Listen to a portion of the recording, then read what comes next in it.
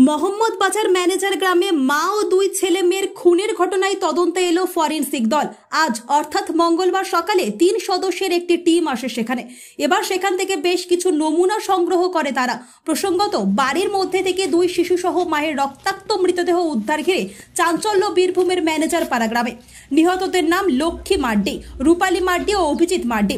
শুক্রবার সকালে প্রতিবেশীরা 3 জনকেই তাদের বাড়ির মধ্যে রক্তাক্ত অবস্থায় দেখতে পান। আর সেই ঘটনা দেখতে পেয়ে গ্রামবাসীরা প্রথমে পুলিশে খবর দিলে মোহাম্মদ বাজার থানার পুলিশ ঘটনাস্থলে পৌঁছায়। তবে আজ ম্যানেজার পাড়া গ্রামে মঙ্গলবার সকালে 3 সদস্যের একটি টিম আসে সেখানে। এবার সেখান থেকে বেশ কিছু নমুনা সংগ্রহ করে তারা, এমনটাই খবর।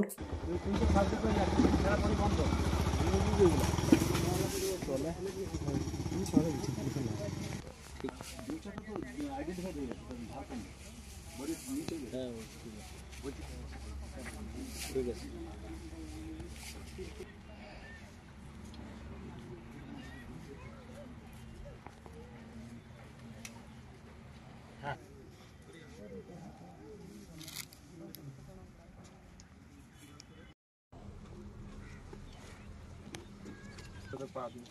আমরা সকাল থেকে ছিলাম।